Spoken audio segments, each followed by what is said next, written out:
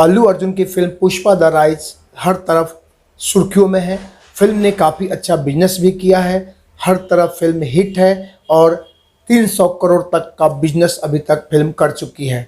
लेकिन कहते हैं ना कि there is two aspects of one coins, तो हर किसी भी चीज़ का दो एस्पेक्ट्स होता है। तो ज़्यादातर लोगों ने गुड एस्पेक्ट्स को ही देखा है, कुछ माइनस पॉइंट्स भी हैं जिसे लोगों ने ध्यान नहीं दिया है। तो आइए हम जानते हैं इस वीडियो में। अगर आपने इस वीडियो को लास्ट तक सुना और देखा तो आप मेरी बातों से पूरी तरह सहमत भी हो जाओगे। तो आइए जानते हैं इस फिल्म में आखिर क्या 5 ऐसे माइनस पॉइंट है। हालांकि फिल्म ने काफ़ी अच्छा बिजनेस किया है और सुपर डुपर हिट भी रही है। Number 1 point, Pushpa the rise KGF chapter 1 का कॉपी जैसा दिखता है। चलिए कैसे दिखता है अब हम उस पर बात करते हैं।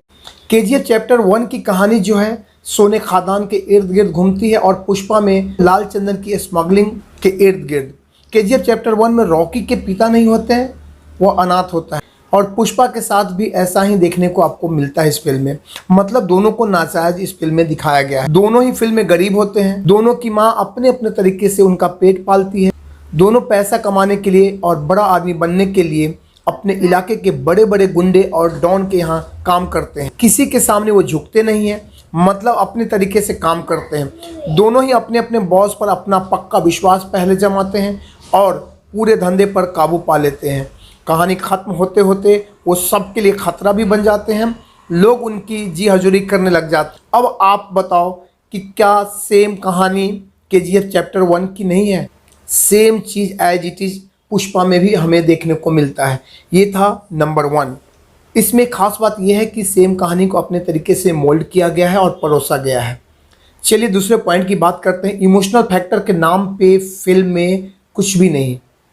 फिल्म में पुष्पा पर नाजायज होने का ठप्पा लगा है और इस बात को फिल्म में बार बार इस्तेमाल भी किया गया। फिल्म में पुष्पा को नाजायज दिखाया गया है, इस बात को फिल्म में बार बार इस्तेमाल भी किया गया है। पहले स्कूल के समय पर दिखाया गया कि कैसे उसके सरनेम के लिए बेइज्जत किया जाता है, फिर जब तस्करी में वो आया तो पुलिस उसकी इसी बात से हिम्मत तोड़ती हुई दिखाई देती है। मतलब फिल्म में दर्शकों को कनेक्ट करने के लिए डायरेक्टर के लिए कोई दूसरा टॉपिक शायद नहीं था, इसलिए उन्होंने इसे जगह जगह डाला। हालांकि ये इतना ज़्यादा टची वाला सीन नहीं लगा क्योंकि नाजायज होने वाला कॉन्सेप्ट हमने कई और फिल्मों में भी देखा है, लेकिन पुष्पा में इस कॉन्सेप्ट के साथ जैसे जस्टिस ही नहीं हुआ हो।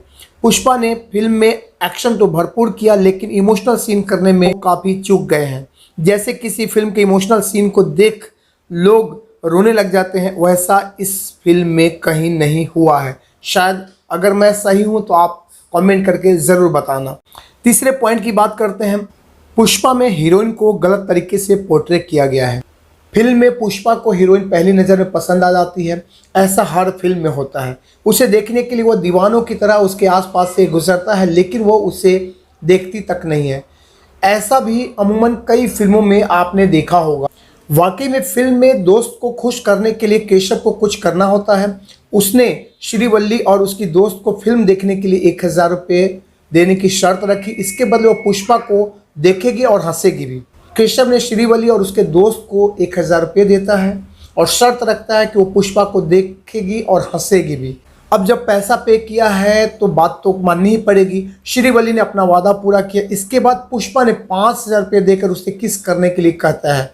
श्रीवल्ली इस पर भी तैयार हो गई, हालांकि वो किस करती नहीं है, घबरा कर वापस आ जाती है। इन दोनों सीन के बाद आप ये सोचिए कि आज के समय में ऐसा कहाँ होता है कि एक साधारण घर की लड़की किसी अजनबी को पैसे लेकर देखती है, हंसती है और किस करने तक को राजी हो जाती है, वो भी तब जब कोई दबाव ना हो। एक तरफ फिल्म में हीरोइन अपने दोस्तों के साथ बाइक पे घूमती हुई नजर आती है और वहीं दूसरी तरफ पैसों के लिए हंसना, देखना और किस करने तक को तैयार हो जाती है।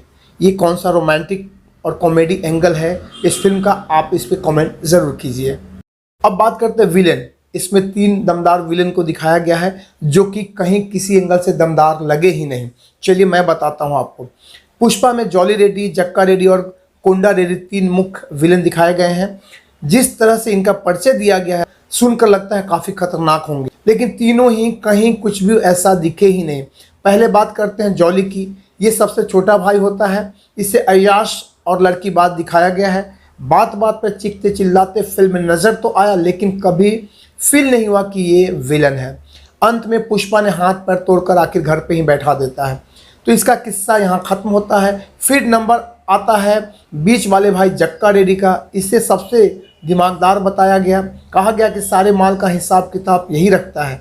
अब कहाँ रखता है, कैसे रखता है, ये तो पता नहीं, क्योंकि ये फिल्म में कभी देखने को ही नहीं मिलता है। हमेशा बैक फुट पर ही नज़र आता है। इसकी बुद्धिमानी पूरी फिल्म में खोजते रह जाओगे, आपको नहीं मिलेगा। उल्टा लास्ट में पुष्पा का बॉडीगार्ड ही बन जाता है। अब बात आती है बड़े भाई कोंडा रेड्डी का। इसे सबसे ज़्यादा खतरनाक बताया जाता है जब इसका इंट्रोडक्शन दिया जाता है। फिल्म में कुछ हद तक यह दिखा भी। अपनी शक्ल और हाव भाव से ये विलन वाला फील तो देता है, लेकिन दर्शक होने के नाते डर नहीं। कुल मिलाकर अगर बात करें तो फिल्म में विलन जैसा कुछ दिखता ही नहीं है, क्योंकि वैसे भी किसी भी फिल्म में विलन अंत में मारा जाता है, लेकिन पूरी फिल्म वो हीरो के टक्कर का ही होता है, जो कि पुष्पा में नहीं देखने को मिला है। और लास्ट पॉइंट की बात करते हैं, जो कि फहाद फासिल, जो इस फिल्म में विलन का किरदार उन्होंने निभाया है। फिल्म में जैसे ही फहाद फासिल की एंट्री होती है, कहानी एकदम से डामाडोल हो जाती है। जैसे कुछ सेकंड के लिए भूकंप आ गया हो, सब चीज़ें तहस नहस हो जाती है। ठीक वैसा ही लगता है भंवर सिंह शेखावत की एंट्री। जिस तरीके से भंवर सिंह को एंट्री करवाया जाता है, लेकिन ऐसा कुछ भी फिल्म में आपको देखने को नहीं मिलता है। फिल्म में कहानी के जरिए ये बताने की कोशिश होती है कि भंवर सिंह के आने के बाद सब कुछ बदल जाएगा, लेकिन ऐसा होता कुछ भी नहीं है। उल्टे पुष्पा ही उस पर भारी पड़ता है। फिल्म में उसे पुष्पा के खिलाफ दिखाया जाता है, फिर पक्का दोस्त बना दिया जाता है। जब सारे स्मगलर्स पुष्पा के साथ हो जाते हैं, तो फिर भंवर सिंह को पुष्पा का दुश्मन दिखाया जाता है। मतलब समझ में नहीं आता है कि दोस्त है या दुश्मन है। काफ़ी गिमिक आपको नज़र आएगा, काफ़ी कन्फ्यूजन क्रिएट करता है। तो इस तरीके से ये जो 4-5 और फिल्म को जिस तरीके से लेके आया गया है शुरू से एंड, बहुत ही निराशाजनक है। इट मे भी कि हो सकता है सेकेंड पार्ट को जोड़ने के लिए ऐसा किया गया हो और सेकेंड पार्ट में ज़्यादा बेटर हो, बट इसमें तो एंड उतना मज़ेदार नहीं लगा। तो ये थे 4 से 5 पॉइंट जो मैंने पॉइंट आउट किया है। अगर आप इस बात से सहमत हो या अगर नहीं सहमत हो, तो एक बार फिर से आप उस फिल्म को देखिए और जो मैंने पॉइंट बताया है, कि आप वाकई में वो पॉइंट अगर सही लगता है तो आप भी कमेंट करके ज़रूर बताइए। हमें आपके कमेंट का ज़रूर इंतज़ार रहेगा। तो चलिए मिलते हैं फिर एक नए अपडेट्स के साथ। तब तक के लिए आप सबका बहुत बहुत दिल से धन्यवाद। Thank you.